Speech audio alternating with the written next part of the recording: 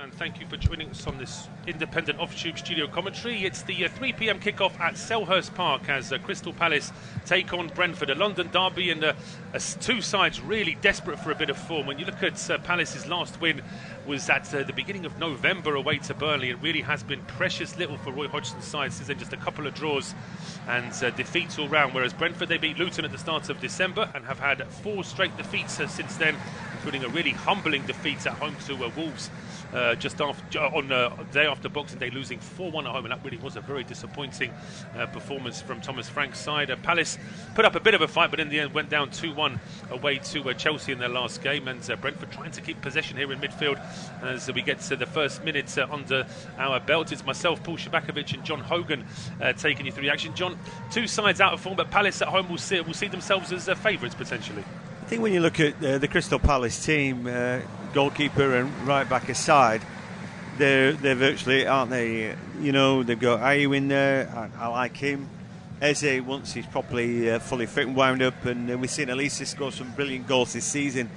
I think they're just about there, aren't they? So, it's going to be a tough ask for Brentford. But here's an opportunity, and there's a goal, and it is Brentford. And it's Keane Potter who wheels away. They didn't pick him up. Cross came from the right-hand side, and Palace just weren't ready for it. We weren't really ready for it, were we? Well, we weren't expecting that as a start. Goodness me, we were still going through our intros, and suddenly Brentford get a quick ball down the right-hand side. It's whipped in, and the Bees take the lead inside a minute and a half. Certainly not the start that Palace were expecting. And a big sigh there, a big exhale of breath from Roy Hodgson, who certainly has been through the mill the last few weeks. His side really have been struggling for form. How does it start? It's Brentford in possession of midfield. Lovely back heel from Mathias Jensen. Plays in his fellow countryman Roerslev, and nobody is tracking Keane Lewis-Potter, who actually gets a nice finish on there as well. Yeah, it's a great finish from him. You know, lovely heel in the middle of the park, wasn't it, from Jensen? And then it's the perfect ball in. Go and attack it, kid. You know, he's only a youngster. I was asking my nephews, who are both Bradford Park Avenue fans, what they thought of him, and very little. You know, and they're kind of amazed that he is where he is. Well, I said he must have done something good in the intervening years, because here he is, and I think he looks a decent player, attacking midfielder, but all the instincts of an Alan Shearer there. Finds the gap, the centre backs, and then it's a really good finish. Well, it's a really good finish, but as is the way in modern football, we can't quite just fully celebrate yet, because we have to wait and see a VAR check here. I mean, he did seem to just lean out a little bit there, Lewis-Potter, so it may well be that all that potential celebration and great start for Brentford, it might be a little bit premature. And this is the replay that we're seeing now. It's not ideal. Tight. It's very tight, isn't it? The two kneecaps are going to be coming into play here, for both from the Palace defender and from Lewis-Potter himself. And we'll just have to wait and see what the decision is here. But also, you've got to work out where the ball comes from. You know, is he ahead of the ball even? Well, it's a tight one, isn't it? I mean, I say, looking at it at that looking at that freeze frame there, I would say it's a good 60-40 that it might be offside actually. But we'll wait and see. I never like to say too soon. Still getting a bit of still waiting for this check to be confirmed. I mean, he's dead unlucky there. And if you have to draw a line, then it's going to be a matter of inches one way or the other. But, you know, to the naked eye, for the assistant referee of that far side, he would look on, or he'd look level. You know, I think that's the problem when you get down to the, minutiae of this. It's like he's done his level best to stay on side. He doesn't feel that he's got ahead of Roerslev, but again, by inches he may have done that. It's to the letter of the law, isn't it? But I think that element of doubt, the line that they draw, for me, is almost like too thin. Anyway, it's going to take a good look at this line. Yeah, they're taking a while here. As I say, we've seen a couple of frees, but we haven't seen that line yet to be drawn. And is Lewis-Potter ahead of the defender? Is Lewis-Potter ahead of the ball? Is he level with one or the other? I think he's ahead of the players, but he looks like he's level with the ball to me. But then the line will tell us, you know. And then we're waiting for when the ball is hit.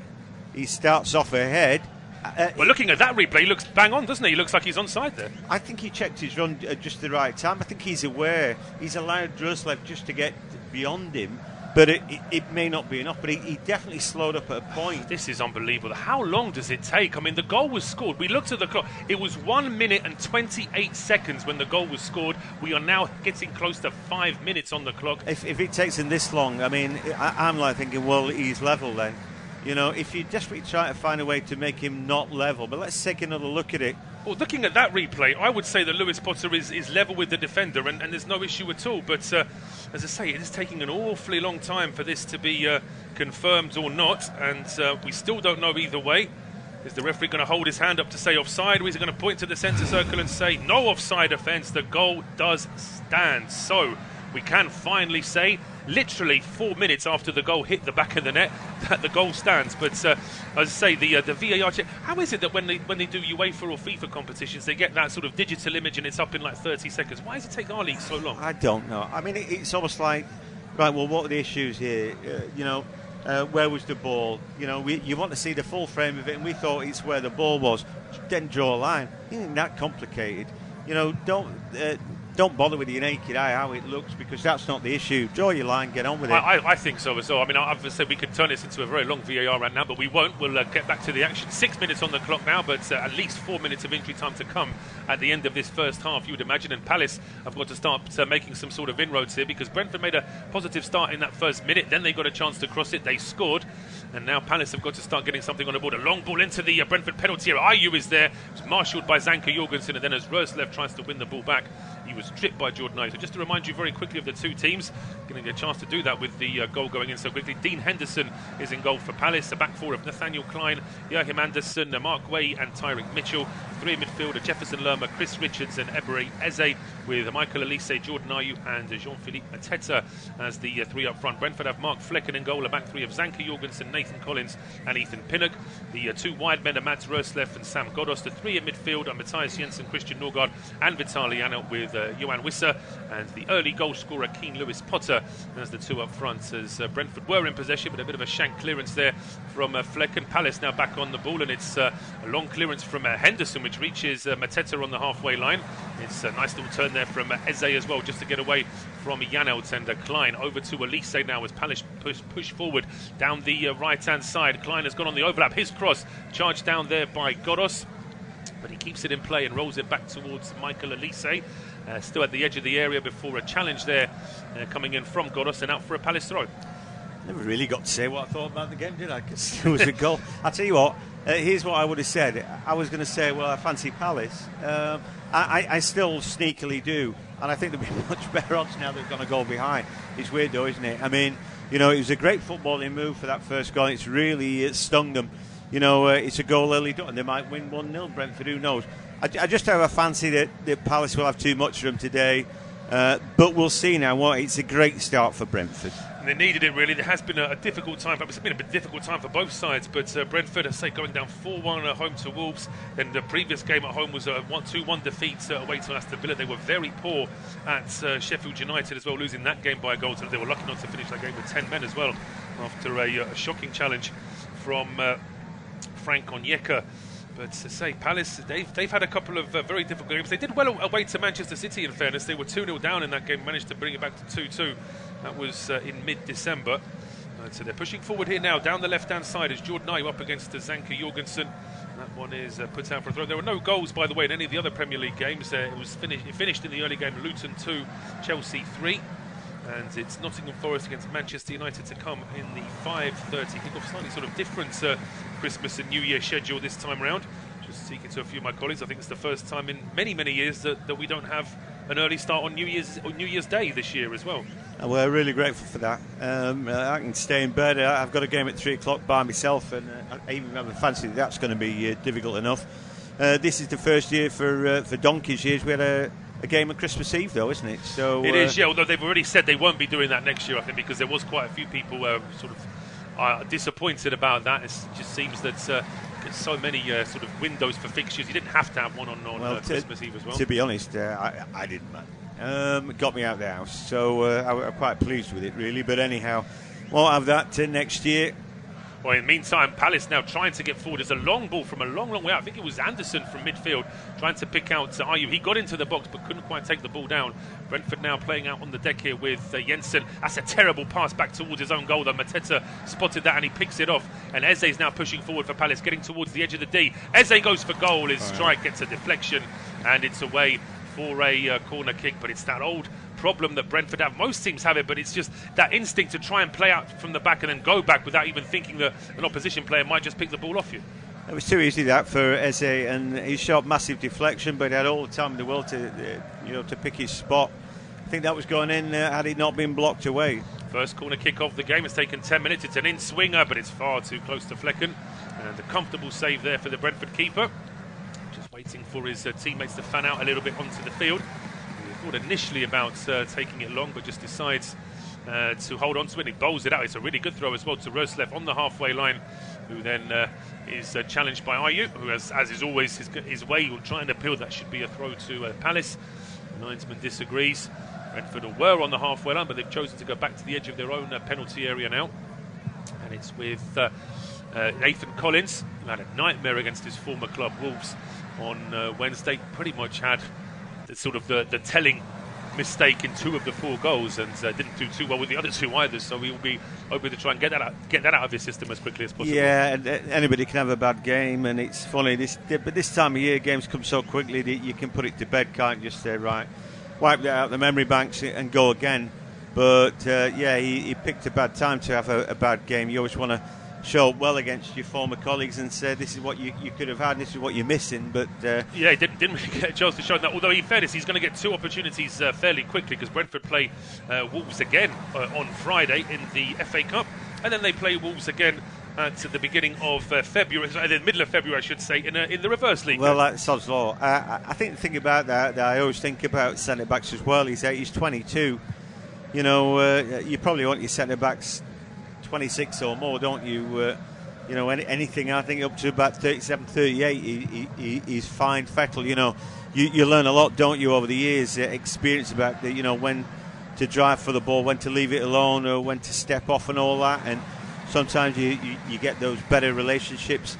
If you're the older senior man in the defence, then sometimes you're the man charged with the holding the line and all that. That makes life easier for you. Here, I would have thought maybe that Ethan Pinnock might be the man, but I'm not sure he's a natural leader in the back. Yeah, I mean, I think with Pontus Janssen being injured for most of last season, then leaving at the end of last season, Brentford have been missing that voice at the back.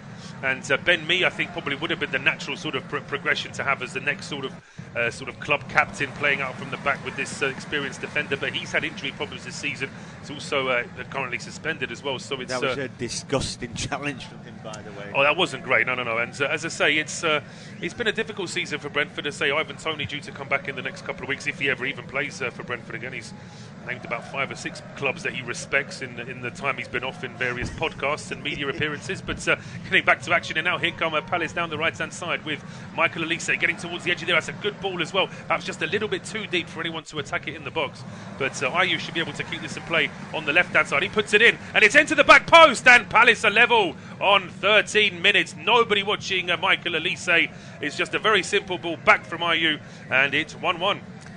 Well, I think the brief window for backing Palace at good odds has come and gone. I fancied them today, and then, of course, they got that sucker punch early. But since then, Brentford have just been sat back. It's almost like, we think we're going to win this 1-0. But there's a quality about what they do, and it's a great ball in from Ayew. But, you've always got to mark Olise, and he beats his marker. He does. I mean, Sam Godos is a left winger by trade who's been asked to play at left back for Brentford on multiple occasions, but time and time again he shows that he hasn't got the defensive qualities. I mean, I'm not really sure what he's trying to do there. He's never really he's taken his eye off the prize there. It's all right watching the ball, but the ball's not going to score, is it? It's the man in behind him, and it's the man he should have been marking. So if he's doing his job properly, then he blocks off that run. He's not going to let him make that run to the far post. If not, at least he's tangling with him. But too late, he looks around and, oh my God, there's Olise there. Too late, mate. And he just side-foots in from close range. Too easy, that. It was too easy, and it's not as if Brentford can say it's come from nowhere, because Palace pretty much have been on it since they conceded that goal. Considering we had the long VAR check, it's pretty much been a good certainly 8 or 9 minutes of Palace being in the ascendancy. They're trying to get forward here again as Ebere Eze goes down in midfield. Our referee, Rob Jones, not interested though. Didn't think there was any foul there on the Palace number 10. In the meantime, it's what you would expect to happen is starting to happen at the Etihad. Manchester City have taken an early lead against Sheffield United. Yeah, you have that feeling again after all that messing about, and Villa are in it, Arsenal are in it, blah blah blah. It ends up being Man City's title again. No, absolutely. I think that certainly some of the pundits really were, I thought, very guilty of being far too sort of in love with Postecoglou and 5-6 game Spurs, all this style of play, and he's not worried, and he's going to be attack-minded, and sort of a month or two later, Spurs will just be happy to get to the top 4. Yeah, I think it's everybody wants that narrative of something else happening, don't they? You know, we don't get bored of good football, but it's like, oh, that bottomless pit of cash at Man City is going to win the title again, is it? I think we all want something else to happen. I did a game with Villa the other week, and they could have gone top and all that, and they failed to do that, and you just think, oh, come on. I think we're all desperate for something else to happen. No, well, that's right. I mean, I said they could have beaten Sheffield United. They should have beaten Sheffield United at home and didn't. Had an off night, and then were 2-0 up at Old Trafford and end up losing that 3-2. So if they're title contenders, they don't draw at home to Sheffield United, and they don't let the 2-goal lead slip away from home. But here come Palace. They're trying to reverse this 1-goal deficit and turn it into a 1-goal lead as a strike comes in from just outside the box. And I tell you what, they're finding space in and around the Brentford penalty area. Not really sure what Brentford's methodology is right now, because they're not really trying to get forward, and they're not actually doing much to sort of flood their half of the field and sort of close down Palace. It's almost like they're giving Palace a bit of a free run. Yeah, I mean, it's very worrying signs. I know they scored early. I mean, essentially, we're at levels, aren't we? One apiece. But you know, if we hadn't seen any goals and we just saw this start to the game as it's been, we'd say, well, Palace are going to go and win it, because they're you know. I think Brentford look really leggy. It's like they're tired. Sometimes you get these really flat performances, particularly away from home. I know they'd not have to travel far, but just seems weird that they scored that early goal. They've done nothing, and in a way, it's almost like the worst thing that could have happened to them. But they look as flat as anything right now. They do. They've got to try and spark a bit of life into this as Collins tries a long diagonal ball. It's a really good ball as well when Roerslev then heads it onto Wisso, goes back towards Jensen. Jensen then flicks it to Lewis-Potter. It's back to Godos. Godos goes for goal. It was a very wide angle for him. It's charged down at the edge of the box by Tyrick Mitchell, and suddenly Palace can go on a counter. Ayew was going through the gears, and he's belting down the left-hand side, heading towards the area. Just skips away from Zanka Jorgensen. Norgard is there to cover, and Norgard has just about done enough there as well to make sure that ball goes out for a goal kick. But Ayew, he's not necessarily a sort of natural goal scorer despite the number 9 on his shirt, but he's a very tricky player once he gets going. He's a really good player. Yeah, I bet. You know, when he's fit and all that, you know, they're probably in training. It's like, oh, he's the standard. You know, I bet everybody wants to be their five-a-side team. He's got you know, pace and skill, and I'm sure he scores the odd goal in the five-a-sides as well. But he works so hard for the team as well. I was sort of wondering, you look at his stats and think, really? But actually, he's a good player. Here come Brentford again. Well, they do. It's a great chance, and it's Lewis-Potter straight down the middle, though. Brentford just got a bit of space down the right-hand side. Roerslev chased it, and it was almost, say a carbon copy, but certainly shades of the first goal as Roerslev gets their early ball into the box. Just a bit too quick for Wisso, and Lewis-Potter, decent strike, but straight down the middle. Yeah, and in the end, it's Klein who's trying to put Lewis-Potter under pressure. He might have done better. They've had 2 breaks now in the last 2 minutes. We've given Brentford a bit of a roasting because they started well and then sort of retreated, but they're back. You know, I mean, it's just such a shame they needed to concede to start playing again. I think what it is, Palace have got a really dynamic team, 3 up top, 3 in midfield. But sometimes that 3 in midfield is not enough. You know, they get beaten up, and here Roerslev's having a bit of a field day against Tyrick Mitchell. Again, he gets on the run. They only just stop him in time. The thing about Brentford is, you know, we're saying, oh, Thomas Frank's down to bare bones bowl that with his team. But they always get forward to support attacks. It's a real good team ethic. Well, they've got to. That's one thing so they can't lose. As I say, they may be losing some of their more established personnel, but they've got to still believe they can go. As Jan out there, I thought he gave up a little bit at one point. He did. He was chasing the ball, then gave up, then realised, oh, there's still a chance. But of course, by then there was no chance, and it goes out for a goal kick in the end. As Thomas Frank and his assistant Klaus Norgard, no relation to the Brentford captain, just having a quick discussion there about things on the pitch. Roy Hodgson just stood on his own for the time being, but he'll now be wary of the fact that Palace don't fall into a trap of starting to sit back themselves. Yeah, they've scored and then they've been dead pleased with themselves. Oh, it looks like it's going to be an easy day today, and then Brentford hit back.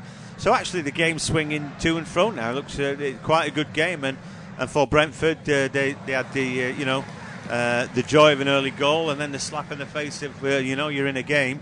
And it does seem to some degree have woken them up. So a lot of attack down this right side with Roerslev. That was a really poor ball to him. Yeah, I mean, he was lurching to try and get to that, and he had no chance really. Just a bit of a glance back from the Danish right back to his teammate there. As I say, come on, give me at least half a chance to get on the end of that one. But throw on to Palace then down the left. And then Rodri, by the way, it was who'd given Manchester City the lead against Sheffield United. That's the only goal in the other games apart from the two we've had here, of course. It's 1-1 between Brentford and Palace, but Wissa does well to win the ball back for Brentford just at the edge of the Palace penalty. Now it's Jensen's ball into the box, stopped by Anderson. Second chance maybe for Brentford, but it's cleared back into midfield.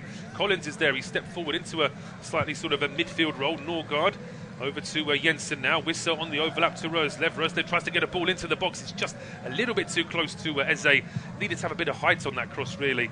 And eventually Mitchell now with a long clearance. I thought it was a really good ball. I just think, there was a bit of a loaded box situation. Again, Brentford had bodies in there, and he cuts it back really sharply, doesn't he? He says somebody run onto that. It's I think one everyone had committed a bit too far forward by that point, hadn't they? Nobody had waited at the edge of the area, which is a shame because, as John said, it wasn't certainly wasn't a ball into a bad spot. It's just nobody had read it. But it's incredible that when Palace conceded, it's almost like somebody had pressed a button and said, "Right, you're going to be the team in the ascendancy now." Palace have scored, and now Brentford it's now their turn to do it. It's weird, isn't it? Palace look now like the away team, don't they? And it's Brentford, it's football by numbers from Brentford, but you've got to love that as well. Every time that Roerslev makes ground down the right-hand side, I look in the box, there's about 2 or 3 Brentford players in there. So, the bookies might not think they're going to win today, but they don't care what the bookies think, do they? And, they're giving it a good crack. Here they go again, down the left this time. Yes, Godos and Lewis-Potter. Just under a bit of pressure there. Godos going back in towards Norgard. And now it's Janel on that left foot, lifting a ball into the box towards the right-hand side. Roerslev should be able to keep this in play. He's got support from Mathias Jensen, who puts in a first-time cross. A lot of elevation on that. It's headed down. It's headed down by Godos. I think the idea was to try and get Norgard in to hit it, but as he was turning, the ball just got away from him. Now it's Mateta on the halfway line, being marked by Pinnock, going back towards Nathaniel Klein. It's important from Palace's point of view. They start to re-establish themselves on an attacking side as the ball is played to Mateta. He chests it down to Eze, who just couldn't quite get the ball out from under his feet. And Brentford win it back here in midfield. So it's with Zanka Jorgensen, who, just like most Brentford players this season, he's had his injury problems as well, but thankfully he's now fit and able to play, just as Christopher Ayew, the Norwegian international, he's suddenly out with a bit of an injury as well. We know that Rico Henry be missing until the end of the season.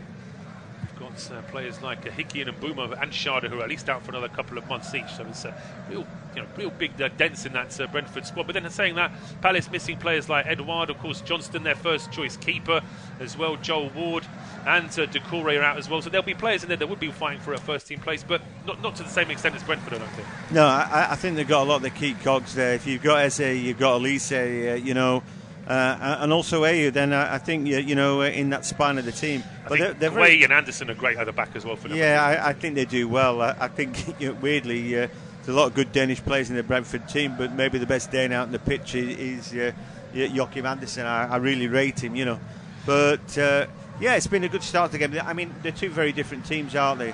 Palace have got this dynamic. They don't need much of the ball. They're still a counter-attacking team even without Zaha, aren't they? Well, they are, because I think that's probably a hangover from having Zaha as your main man for so many years. The fact that they had conditioned themselves to be able to do stuff without necessarily being dominant. That's no bad thing at all. But it's also good to have that second side to your game where you can be that dominant side at home and actually take it to teams. That's something I think that Brentford have struggled with as they've gone from being that sort of surprising newly promoted team to actually being more of an established Premier League team. But I'll hand over to my colleague in just a minute or two, because we're going to get a lot of injury time at the end of this first half anyway. It might just make sense to wait for the handover another minute or two. But we've got 24 minutes on the clock right now. It is 1-1 between Palace and Brentford.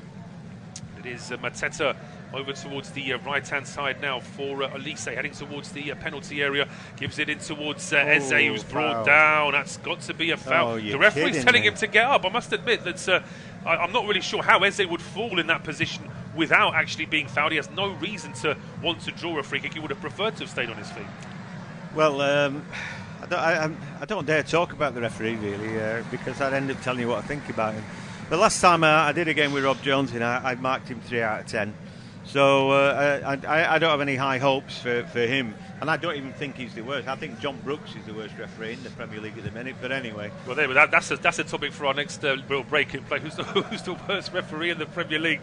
So we could turn into a right rant about that, as Wolves have taken the lead against Everton. Wolves have suddenly come on leaps and bounds in the last few games. They're starting to look like a much more confident team, and it's their centre back Max Kilman that's put Wolves in front against Everton. So it's just Aston Villa against Burnley. That's the only 3 o'clock game in the Premier League that is goalless so far this afternoon, or still is goalless this afternoon. As Olise now pushing forward for Palace down the right-hand side. It's a short ball to Eze. To Olise again. He tries a diagonal ball over towards the left. It's a great ball as well, taken down quickly by Tyrick Mitchell. He's got support there from Ayew.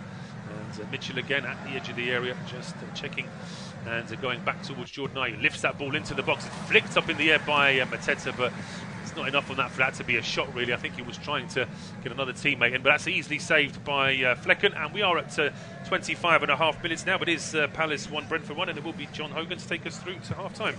Thanks, Paul. Yeah, I have a feeling, looking at the table, I mean, these games are important. You don't want to get dragged down into the relegation dogfight. I have a feeling that, you know, maybe 36 points might be enough to keep a team up this season. And for Brentford now, here they go with the Keane Potter trying to do something. It's an interesting ball into the box, not necessarily a good one, but then it's fly hacked away by Olise, safety first, so that'll be a corner kick then for the Bees, who scored early, then looked like they were lost in that. Palace came back at them hard, got a deserved equaliser, and then it's been Brentford again who've really taken the game up and have pushed Palace back. So it's been an interesting game. It has, and for all the attack from both sides, this is only the second corner kick. They've only had one each so far after nearly 27 minutes, and it will be an outswinger from Mathias Jensen. Well, Nathan Collins, you said, had a difficult game last time, but it's 6'4" of him, and I think he would fancy his chances here to maybe beat his marker. Anyway, let's see what they've got. Anderson is the ball magnet for Palace. The ball comes in, it's near post and it's drilled away, but they'll get another opportunity now. Anyway, Mathias Jensen doesn't get the ball back as it's in from pace, and there's a header right across from Collins there. And in the end, I'm not sure Henderson was he a little bit nonchalant there, or did he know it was going wide? I'm not sure. Well, let's see. Collins jumps well. I mean, it looks like potentially that there wasn't as much pace on the header, so Henderson perhaps fancied that he could make it if it was going on target. He was scrambling across, but I think he always saw that it was just heading away from his post. Yeah, I think he was slightly wrong-footed. I'm not sure he makes that if it's on target, and the way it's bouncing as well. So Nathan Collins there, clearly the target, a little bit unlucky. It was a decent ball in the end from Godos. But anyway, a foul in the middle of the park. Norgard, the captain, just using a little bit of himself there. I think they view Eze as a danger, and they're happy to sort of put the reducers in whenever he's on the ball. There's the Palace team now. We're playing it out of their feet. And now with Mitchell back to Jefferson, Lerma, and then Guehi, and then all the way back to their keeper, Dean Henderson, who I'm not sure looks like a Premier League goalkeeper to me, but he's in today. Do you think that the sort of the long-term plan, which is for him to sort of mature and learn his trade to be United's first keeper, do you think that's always going to be a bridge too far for him? Yeah, no chance. He's just there in reserve. I think they look at him, and if United themselves were scouting him, I think they would never take an option on him. So, particularly when you think of how nervous Onana's been. I suppose they wouldn't recall him from a loan now, but Onana's not exactly pulling up trees at United, is he? No, but they would get somebody else. They've done that before, haven't they? It's incredible, isn't it, that De Gea still just sat at home on the free agents this summer.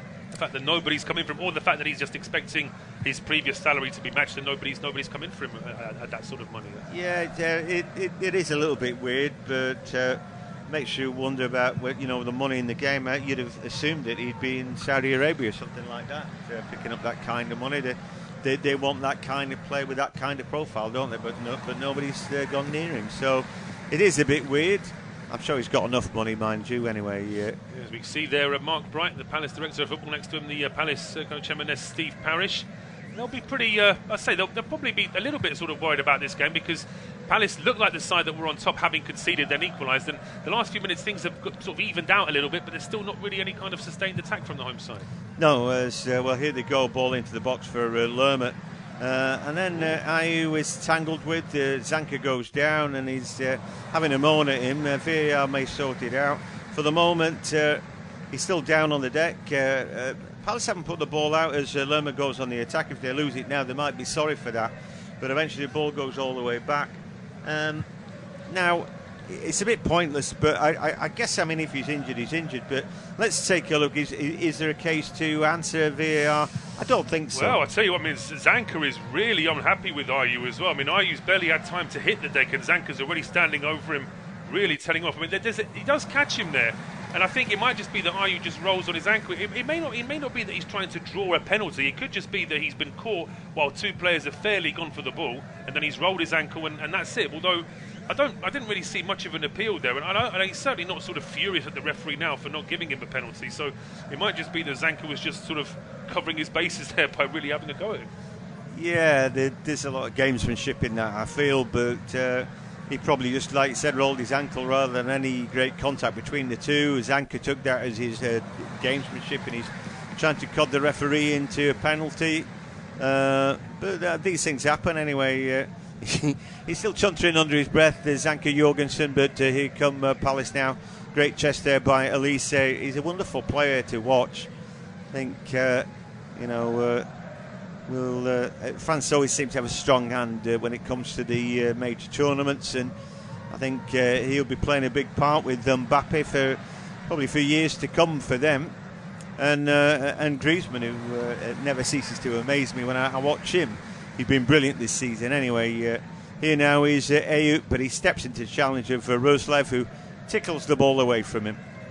He does, and Palace now just trying to keep the ball a little bit longer here in and around Brentford. Well, I say that, and they've taken a throw and voluntarily gone back towards the halfway line. But they are starting to see a little bit more of the ball out there in the last 5 minutes or so. Brentford just not able to have that sort of free access towards the Palace penalty they had previously.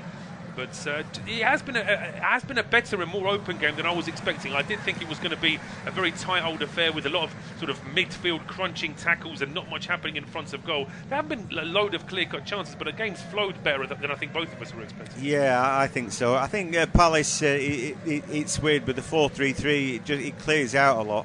You know, it kind of makes it end-to-end. I don't think Palace can sustain much with that midfield three. You know... And so they want the game to be dynamic and roll end to end, but as it is, maybe Brentford have done a better job when they've been attacking. There's a long ball forward here for Ayew, but Flekken's done well. Comes out and gets it on the half volley, picks it up, and then we'll roll it out. Finds Nathan Collins. It's Pinnock who seems to be in the middle of the centre backs today, or at least he is right now. With Collins out left. And then Zanka Jorgensen on the right, but that ball is picked up by Anderson. And now with Guehi, who again gets it out of his feet to Nathaniel Klein. In for Ward, the captain, and makes good ground. I think it's good to see him back fit and stringing games together. He's a good player, Nathaniel Klein. Lerma back to Eze, and then Olise, as they're trying to work something down the right-hand side, and maybe an overload down there. There's not exactly a lot of movement for Palace, who I think have just gone a little bit stodgy, but they put a ball into the box. Zanka heads that one away. The ball will break through the box, though. Tyrick Mitchell allows it to, and then takes the throw really quickly. Anderson made good ground, and he's chipping the ball to the near post. It was a good run, but he didn't find his colleague. But the ball back now with the Eagles, who just getting a little bit of a sustained feel for the ball right now. The Bees just jogging back in their two lines. Little flick ball there doesn't reach Mateta, but then Eze's done well to win the ball. Lerma back on it, and this is a spell of sustained pressure here from or territorial advantage for Palace. We've not really seen in the game as we see the number 9 there, Ayew, shaping to shoot. He's just driving across the back four as a ball into the box from Anderson. Leaves a lot to be desired there. He trying to curl it. Mateta goes down, and Collins picks him up as if to say, well, there's no need for you to go down. But nobody's interested in a penalty there. No, I think it was a very sort of very quick fall, and just a bit of a sort of a frustrated smile there from Collins to say, what are you doing? But this is a little bit better from Palace now. They're still lacking maybe that final ball into the box, but Brentford playing out from the back, almost caught in possession, and they still have been caught in possession. Is out for a throw to the home side.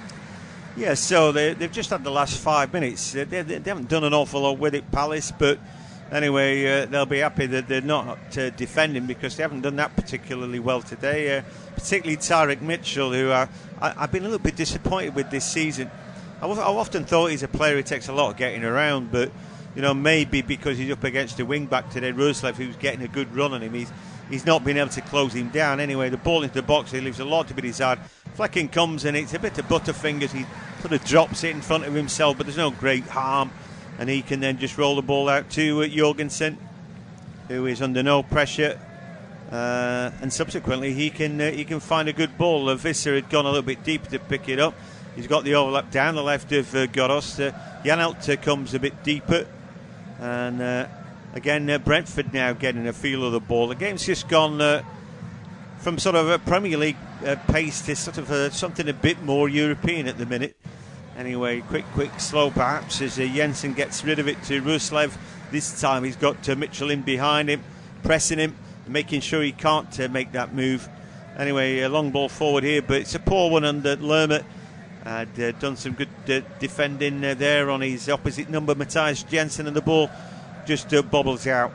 In that last passage of play, I thought he's pretty much the game that we both expected to see, and maybe after a lightning start, it's going to descend into that. Yeah, it's sort of settling down into Palace being the side more comfortable on the ball, getting some players further forward, and Brentford sort of trying to soak up that pressure. Just as we say that, there is an offside against Brentford player which stops their attack even before we really had a chance to get going. Yeah, absolutely. Anyway, ball just booted out from Henderson, but it comes back from Collins, and again the Bees have it. There's an extravagant dive from Jensen, just got caught from Jordan Ayew, who puts himself about like a midfielder really. We're saying they're a 4-3-3, but he can go wherever he likes, Jordan Ayew, to affect the play. Just overdid it a little bit there. Jensen picks himself up, but still one apiece as the ball with Potter. It's a decent cross swinging in, and Henderson deals with that where he needed to or not, and then Eze on the march then finds Olise. All he can do is put percentage ball down the line, and Eze is a bit half-hearted about going to pick it up. Ebere Eze, I don't think he's quite come back from his injury yet. He just doesn't look quite fully wound up, I don't think. No, he doesn't. So I was going to say, I was going to interrupt myself there because it looked like there might be a counter for Brentford, but Norgard's ball is straight to Henderson. No chance for Lewis-Potter to get in there. Just to tell you that Burnley have equalised away at Villa Park. It's Zeki Amdouni with the goal. He cancels out the earlier strike just a few minutes earlier, in fact, from Jamaica international Leon Bailey. And the goal for Wolves at home to Nottingham Forest, as mentioned, home to Everton, was scored by Max Kilman. So no change. It's 1-1 between Villa and Burnley, 1-1 here between Palace and Brentford. City lead against Sheffield United by a goal to nil. Wolves lead against Everton by a goal to nil. Yeah, we're both doing Forest Man United later, one way or another. So that should be interesting. And just a look at the table, I think there's reasons to think that Forest are on the turn. I wasn't sure that getting rid of Steve Cooper was a particularly good idea, but I've watched Chris Wood play, and he's like a man possessed now. I don't know what's happened to him, but he's playing well here. An opportunity, and Eze rolls around the corner into the box, side foot into the back of the net. Rusty, quiet, but also deadly if you give him enough time. Well, and it's Palace 2, Brentford 1. Yeah, Palace in front now with around 7 minutes of regulation time left in this first half. It's a poor goal from Brentford's point of view, and it's a very good finish from Eze, because what he does here, he uses the pace of the pass to then get himself into a position and then just rolls it away from Flekken. There was never any huge amount of power from Eze, but it didn't need to be. It was more precision. It starts off here in midfield, a ball over towards the left-hand side. Mitchell finds Mateta. That's a great little touch from Mateta to then find Eze. He then goes across Pinnock, I should say, and as Pinnock slides in, he just uses that sort of angle, being forced wide, to tuck it away from Flekken, who barely even moves. Well, doesn't move, in fact. No point in moving. He's never going to get there. I think the thing is with Eze is he finishes like a striker there, but he's run from a little bit deeper. So the centre-backs are not picking him up. You've got 3 centre-backs there. They're stood off in their line. That's fine.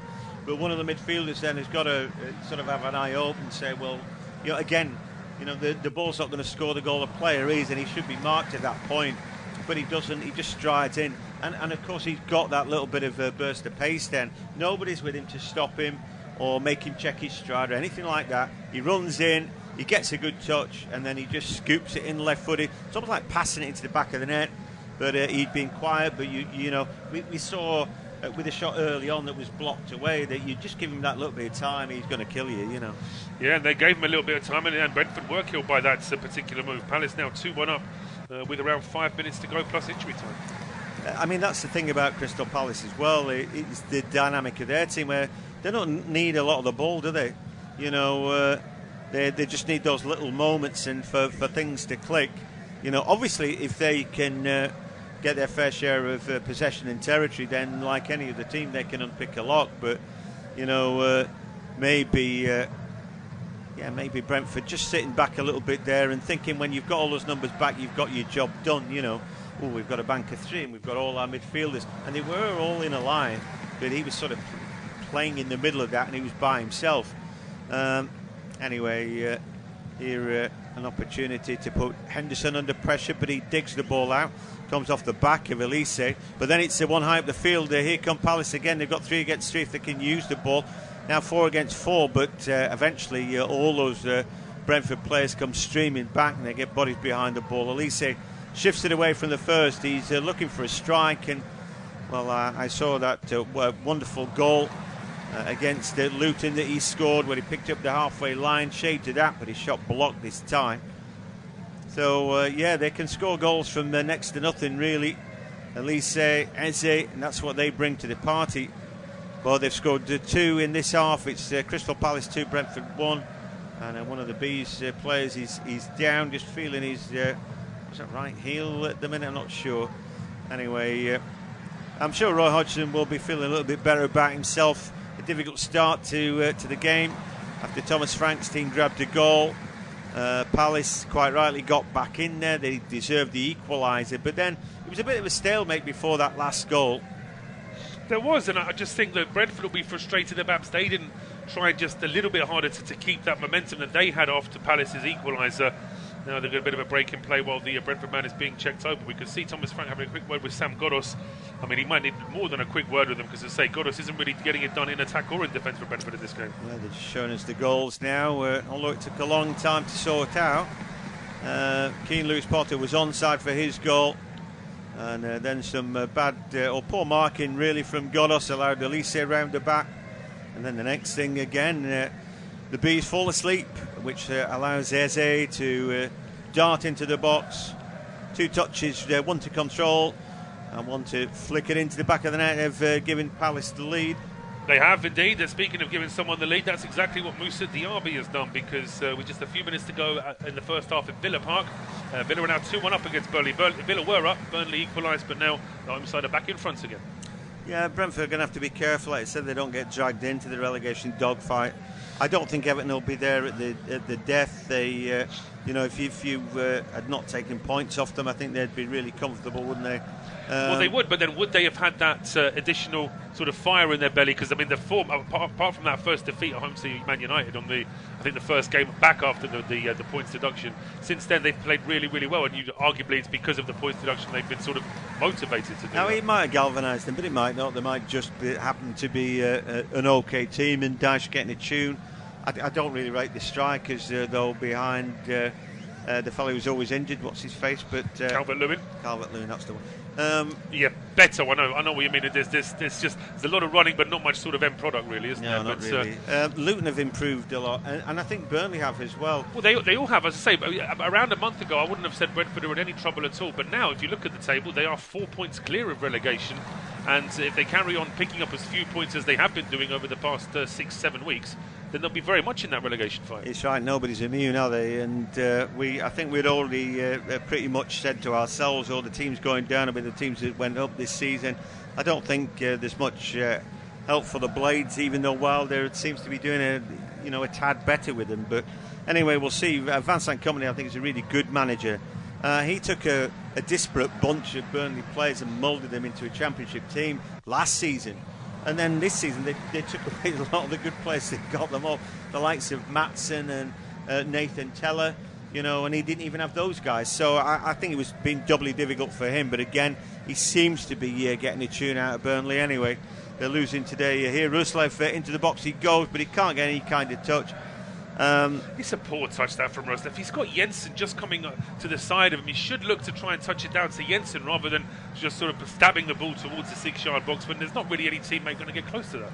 Yeah, I think he's caught in two minds there. I think he's looking for easy targets. He doesn't necessarily find them, and then it's just, I've got to get something on it, and he does, but it's a poor ball in the end. Oh, it was maybe an own goal. Oh, dearie me. Well, I'll tell you what, there, the ball played back to Flekken wasn't a good one. I think he's looking to clear his lines. The ball, at one point, looked like it's going to roll in. But why is Flekken waiting so long with this? I mean, he can see where the ball is. I mean, to me, I suppose he was a little bit out of position. He wasn't expecting that sweeping ball back from Ethan Pinnock, but even so, he's making sure. I mean, I think he was going wide anyway, but he didn't want to take the chance. It was going to be a corner either way if he didn't get a touch on it, so he just wanted to be 100% sure. And now this gift of a corner for Crystal Palace. Yeah, it was a poor ball really back from Pinnock, and at one point I thought that might be going in, but anyway, corner kick it is, and it comes as a defensive header, and then the ball scraped at by maybe Olise, I'm not sure. Anyhow, Palace have it back with the corner kick taker Eze on the left-hand side at the edge of the area, just forced to go backwards for Mitchell, and then one more as now it's Klein, who has missed the insurance back at the halfway line, picks it up, and Elise is chopped down. That's a really poor foul, and it's got to be a yellow card for Godos. Yeah, it's just a yellow card for Godos. I think there were a few Palace players and a few people on that bet. Thomas Frank, I think, is having to be restrained here for the way he's reacted to a couple of comments, maybe from the Palace bench. It's as I say, he's not the hardest manager to bait, Thomas Frank. It doesn't take much for him to get wound up by something, but that's awful from Godos. It's just more evidence into the file that I've already got on Godos that he shouldn't be a left back. He's not good enough to be a left back, and he's proven that. There's been at least 3 goals this season where him not marking has led to a goal being scored. It is down to injuries. They are missing 3 players that could potentially now could be playing at left back, but that was poor, and it was always going to be a booking. Yeah, there's late, and then there's what he did, and if Olise he's not wary of that, and he's not hurdling that challenge, it could be a leg breaker. It is one of those. It's really poor, but anyway, Godos got his card. He deserved that, and I think yellow was right there. Yeah, just to confirm as well, we did get 6 minutes up on the ball. We've had about 2 minutes of that, so we've still got a little bit of time to go. It could have been more, couldn't it? We've had 3 goals, and we had 4 minutes. 4 minutes for the first goal, and you lose about a minute for each goal. You lose probably about 10 minutes and a half for throw-ons and corners and free kicks. Well, in fairness, we haven't actually had that many corners in this first half, as Palace fall for the oldest trap that there is. You can't be offside from a throw, but you can be offside for the next pass after a throw, and that's exactly what happened just in front of Brentford's penalty area. Yeah, I mean, I don't know, 50p for every time I've seen that, and I'd be a rich man. But anyway, some teams never learn, do they? Need a bit of common sense, but anyway, it will just allow Flekken to clear his lines, launch it long. Palace have the lead, and they've shown the dynamic that they've got. The players that we were talking about, their marquee players, are the ones that have scored the goal, as Henderson just watched the ball bouncing to him. Olise is such a lively player, and Eze, I think, if he settles down and if he manages to avoid injury, I think he's going to get a load of England caps. I just think he's a quality player, He certainly is. I mean, he has had a bit of an injury layoff, which has certainly just slowed down his progress. But already at QPR, he was a very promising player, and his early time at Palace, he really was very, very confident on the ball. As Brentford lose the ball, win it straight back though, as Mateta was trying to push forward. There's still plenty of Palace players here for Brentford to try and navigate around. There is. They've got bodies up, haven't they, Palace? But then they always stand off. Some good work there by Lewis-Potter in the middle of the park, but again it's just Palace who pick up the pieces there with Olise, who has been a willing runner really in that midfield, picked up some decent ball, clearly wants to get into the box. There's a definite dynamic about watching them that, I think if you're a Palace fan you probably pull your hair out a lot. They don't dominate games, they allow other teams in. Brentford have had quite a few opportunities in this first half, and clearly were good enough to take one early doors, which was a brilliant goal actually. But the ball just laid back to Flekken, who takes his time controlling it. Eventually he is closed down, but that's a good ball out to Jorgensen, although he invites the challenge of Ayew, who now will close down Pinnock, and Pinnock will get the ball back to Zanke, back on his inside then. And to Norgard, the skipper, and then Roerslev passes it straight out. It's not what they were after, as Mathias Jensen was on the half turn. So, Roerslev's put some good ball in today, but not all of it stuck, has he? I mean, he gets an assist for the goal. It was a brilliant ball. And he's been a good out ball, but that seems to have dried up a little. Yeah, well, I think Brentford's sort of attacking intent has really hasn't really been established at all in this game. They've had a few moments where they've looked dangerous, a couple of crosses, as you said, and a lovely goal at the start of the match. But actually, when you look back at the whole of the first half, Palace have had 57% possession to Brentford's 43. They've had 5 efforts to Brentford's 4. But Palace just look like they have more of a game plan as to how they want to take on Brentford, whereas Brentford perhaps just a little bit more disjointed. That could be partially down to them being the away team, but I think they've had enough time in this first half to establish their sort of style, and they haven't really been able to do that, I don't think. No, I look at the bench and I just think I like Damsgaard, but I don't think Thomas Frank likes it. No, he doesn't. He's had very few starts and doesn't make too many appearances off the bench either. But here's Jensen for Brentford, just at the edge of the box, trying to find a teammate in Wissa, but that one's cleared to the halfway line. Here we go again. It's 3 against 3 if Palace can use the ball wisely enough, and it looked like a good-looking ball across. I think the intervention comes in from Janelt, and he needed to do that because Olise is in a great position there.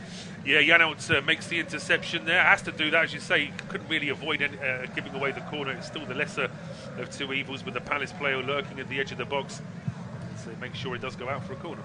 Yeah, like Bruce Lee there, wasn't he? Kung Fu kicking to stop the ball getting to Olise. Quite right, though. Really dynamic stuff from him, and it needed to be. But it's a corner kick then for Palace, who have got their own big men to hit. Mateta's not small, and I guess Joachim Andersen would be their main target. They're not a massive team, though, as we see a little bit of movement in the box. Header then at the near post, but that's gone flying over.